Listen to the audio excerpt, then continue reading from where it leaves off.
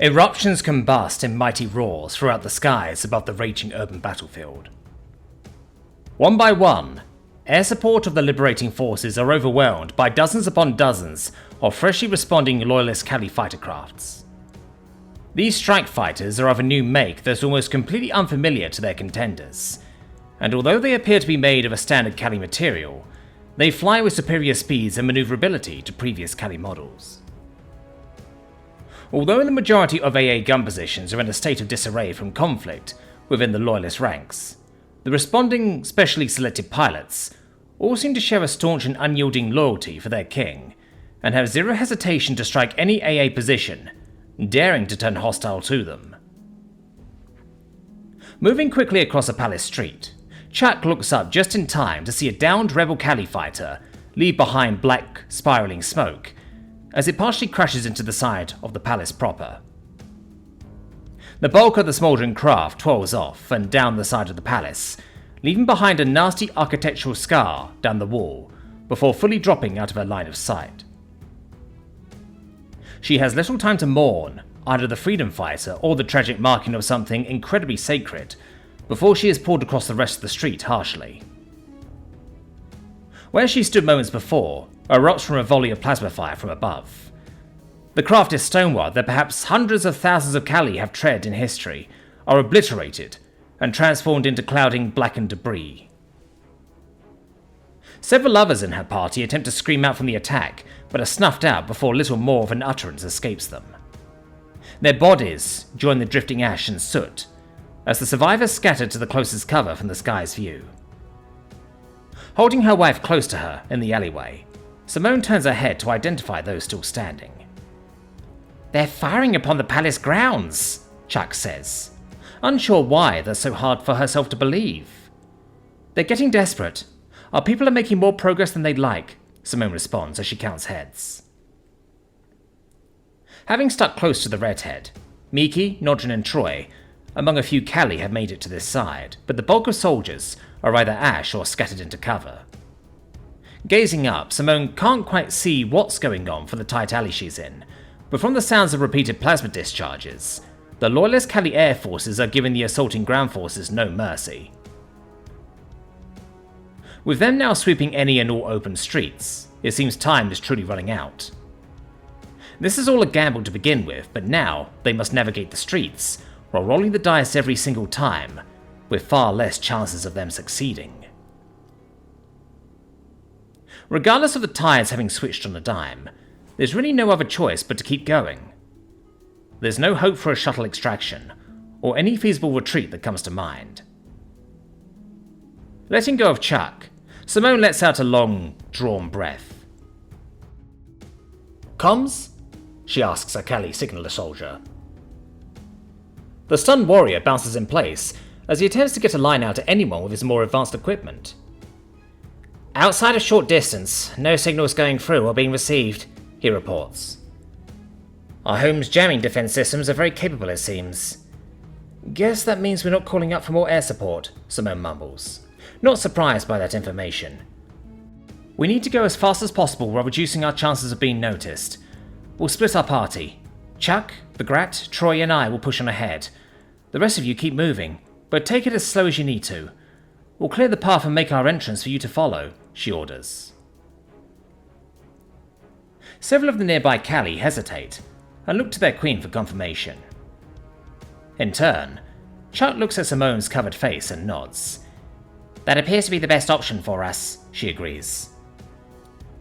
Nodding back, Simone steps closer to the obliterated street to get a better gander at the skies. From what she's able to see, they are indeed making constant strafing runs in every direction where friendly forces have progressed. Squatting down, she picks up the remains of a tree branch that's little more than charcoal and quickly steps back towards Chuck with it. "The gold is a beautiful look, Han, but it will stick out like a sore thumb. The enemy aircraft have sensors and shit to find us with, but better not make it easier for him or others around to pick you out. Miki, Nodrin, Troy, help me," she says, as she starts to crumble charcoal in her gauntlets and smear it over the bright royal gold of the Kali Queen's power armor. "Good idea. Like went out on a hunt, but reversed," Miki says, as she hurries up and tackles the plating on Jake's legs. "Hate to cover my work, but," Troy utters, as he doesn't waste time, only pausing once to glance up at the sky, as everyone picks up the sounds of approaching aircraft. No sooner than when Chuck is charred up, more plasma rains down on both the street and rooftops. Thankfully there's no casualties, and no one rushes off in a panic to get exposed. "They know our location," Simone utters, before looking back at the accompanying Cali soldiers. "Scratch a bit of that last plan. Don't follow us, not directly. Make your way to the same destination, but from here we split. Increase our chances of one group making it by dividing their attention," she orders. This time, the Cali are far more agreeable to the Terran's instruction, already gearing up to backtrack a bit. Chuck looks herself over to check for any uncovered golden patches, before nudging past her shoulder from behind, with a char-covered hand of their own. "Good to go," they assure. "Thank you, friend," she chirps back softly, mentally preparing to leave what was once the safety of her hunting party's numbers. "I'm ready." Simone nods before charging up her power armor's strength output. "Forgive me for this, but we don't have much choice," she says, before hammering an augmented Deathworlder leg into the wall of the closest building. Upon impact, it exploded inwards, creating a sizable hole that a Terran can dive through. However, not satisfied with that, the redhead kicks again just under it to vertically expand it. Chuck winces at the actions, but fully understands it's necessary. "Good luck, my queen," the lead Cali soldier says, as Simone enters first to scope the interior out. Chuck hesitates. Even now that designation being applied to her feels like a garment being worn backwards. "And luck to you all. May our Mother Moon bless us with her guidance," Chuck then replies, being absolutely sure to lock eyes with every soldier she can. "It's clear," Simone calls back. With an appreciative bounce to the soldiers, Chuck turns and enters the building, followed by the 3 others accompanying them. Having been to many corners of the palace grounds in her youth, Chuck immediately recognizes the purpose of this specific structure upon entering, or at least what it once was. All the seating furniture have been pushed and stacked to the sides, and the many decorative tapestries on the walls are no longer present. The traditional looms and weaving tools, normally organized within the room, are now replaced with stacked industrial storage crates. "This was where they produce our clothes," Chuck finds herself saying in a somber tone. "We could ask for any colour or pattern we wished." Simone gives Chuck a covered, empathetic look, before pressing an indicator on the closest crate to open its top. Peering in, she furrows her brow and closes it back up quickly. When Troy and the Grat approach other crates, she holds up a hand and shakes her head. "What's in them?" the Cali questions, not liking Simone's reaction. "Nothing that's going to help us get to the palace faster. Come on, we gotta get moving," Simone replies, as she motions for everyone to follow, as she marches towards the other end of the building. However, Simone hears an activation of the crate and quickly turns back around to see Chuck taking a look within anyway. "Chuck, wait!" Simone attempts to dissuade, but it's already far too late. The Cali initially freezes up at what she sees, but not for very long, as she slowly reaches her lower limbs into the crate. She picks up a beautiful upper garment. It's a bright red with dark grey frills and white embroidery. Reaching up with her upper arms, Chuck removes her helmet and gently sets it on the crate corner to reveal her true grey eyes on a deadpan expression. She initially inspects the shirt like it's a revered artifact, before then pressing her face and horns against it. Her nostril flares as she takes in the scent, finding a hint of the familiar smell of chilka flowers. Simone comes up from behind the Cali and places a tender hand on Chuck's back, not saying a word. "This was my brother Barrett's," Chuck says softly. The building shakes from a nearby plasma run, but the Cali remains unfazed. "Yeah?" Simone says, knowing she needs to keep Chuck in the right state of mind before moving on from this tragic reminder of the past. "What was he like?" "He thought rather highly of himself." Chuck huffs a laugh that bathes in a crying tone. Very much into the refined life of royalty. We didn't get along much, but we respected each other. He used to invite me to many of his parties to drink brew and recreationally debate policies with me and our other outspoken siblings.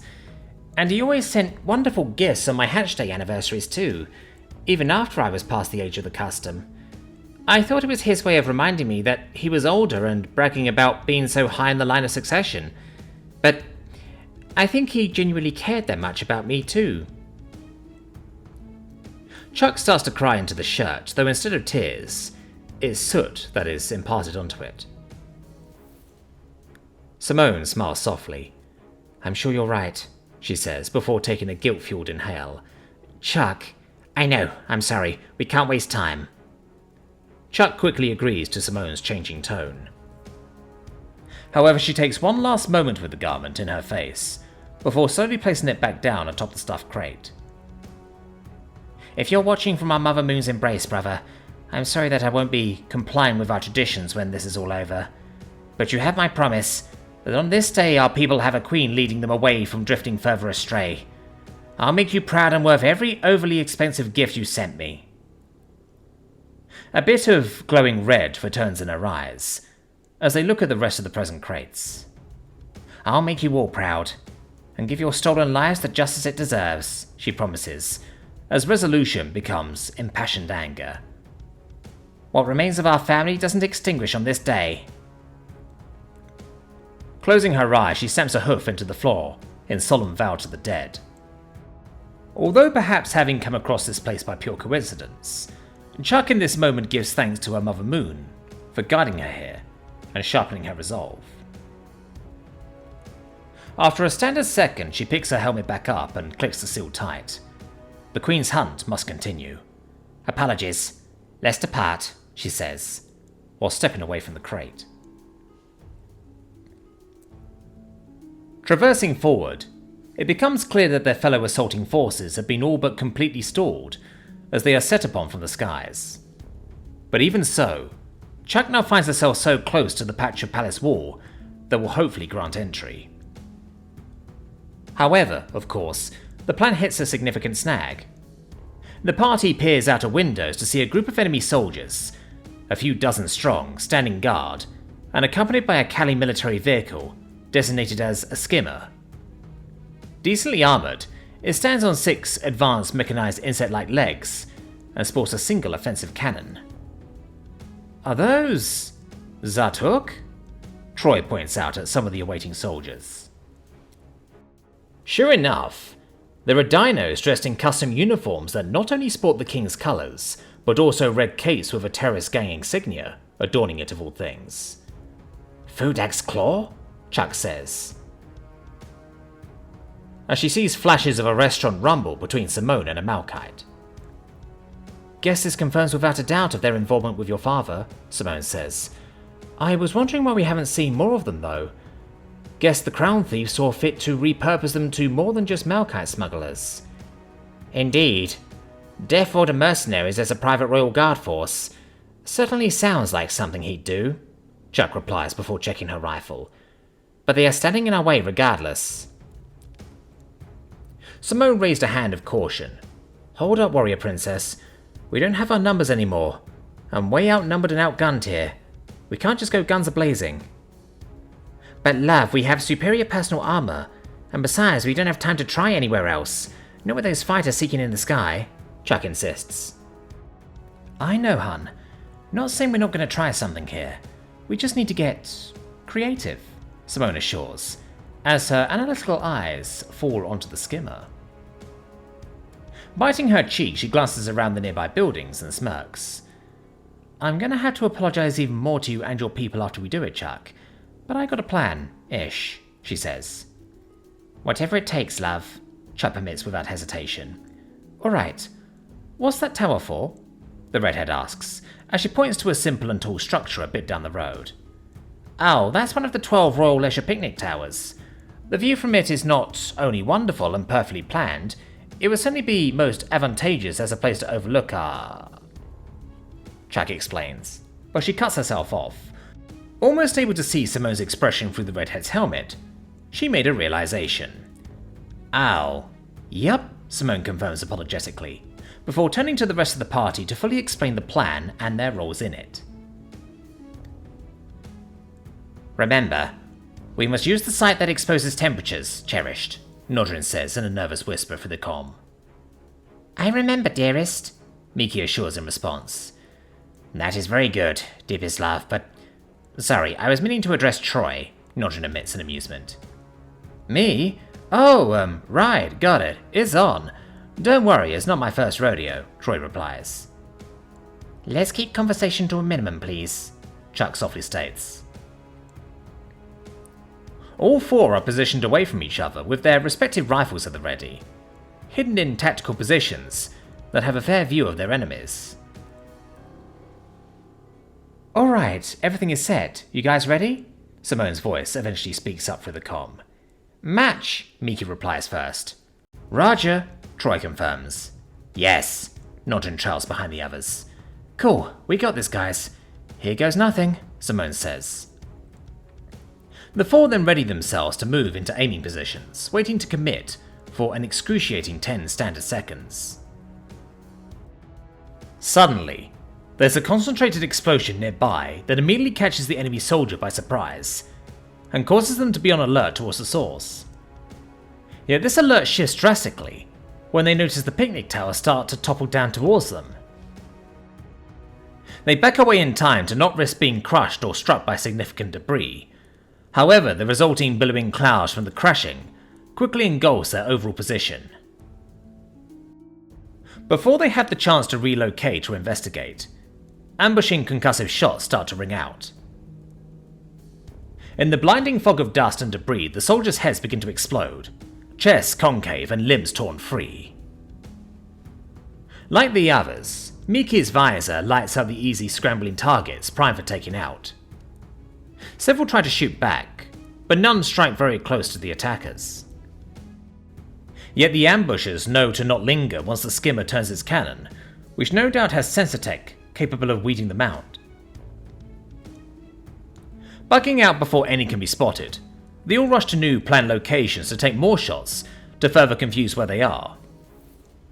They spend even less time at their secondary location, however, and immediately hurry to their third phase of the plan. As Zartuk staggers backwards in the fog, holding up what remains of a shot Callie as a shield in one hand, and a plasma rifle in the other. She takes pot shots at the sounds of her foes' rifles, but frustratingly can't confirm if she aims true. Yet the enemy shots do eventually die off, but she doubts her allies' returning fire success is the reason for it. Want us to chase you away? She figures in a quiet hissing snarl. Expose us further? I don't think so, vermin. She turns to the direction where the skimmer is. Do you see them? She demands over the comm. Negative. Wait, there's... Oh, stars! The Callie driver responds before being completely cut off in a scream. Skimmer? What is it? Respond! The Zartuk orders, as her mane of feathers expand in a rising fear.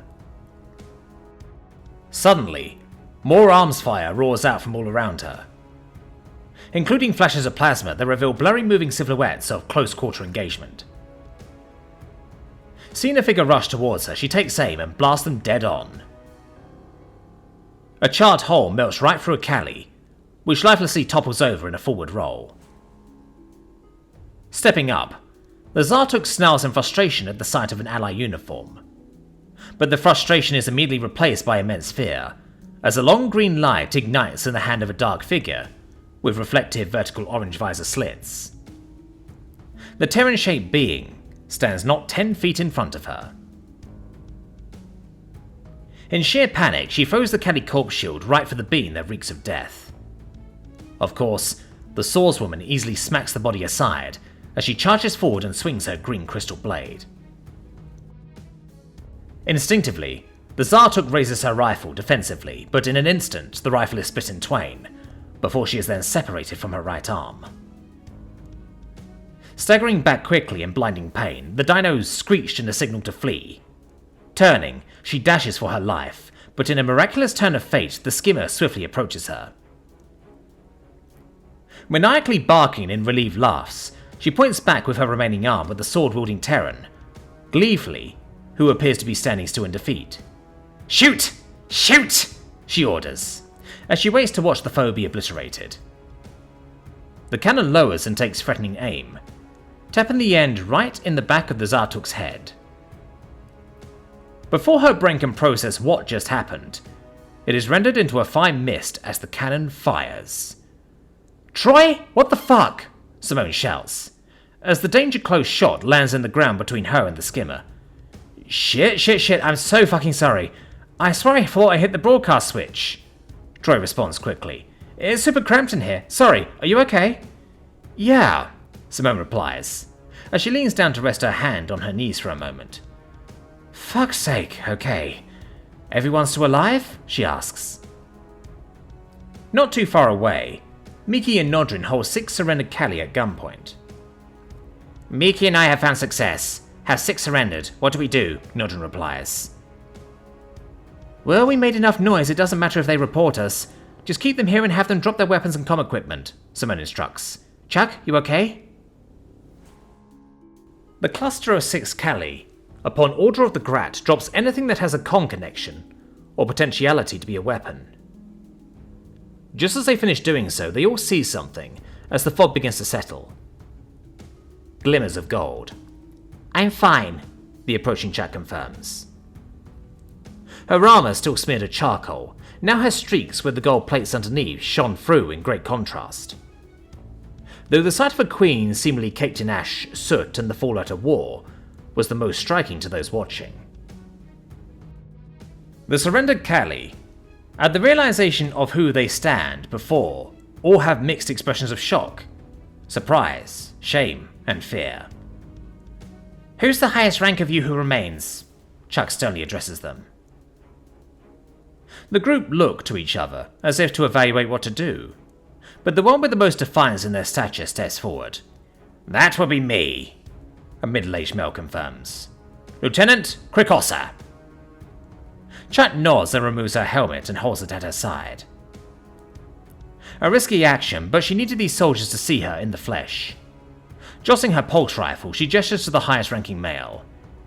"Remove your helmet, Lieutenant Krikosa," she orders.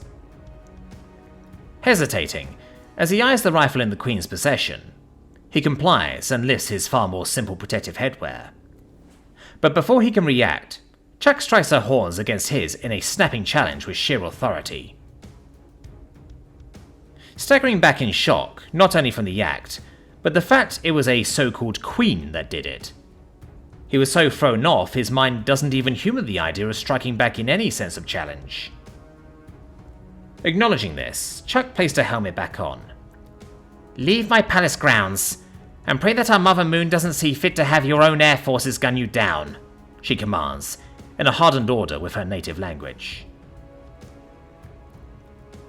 Having watched the work of the new fighter craft from this distance, and hearing the reports of how brutal it was for the attacking forces, the 6 Kali can't help but to look over the Queen's current appearance and the broadcast she made earlier. She was the real thing. Her words were not of empty grandeur or hyperbole.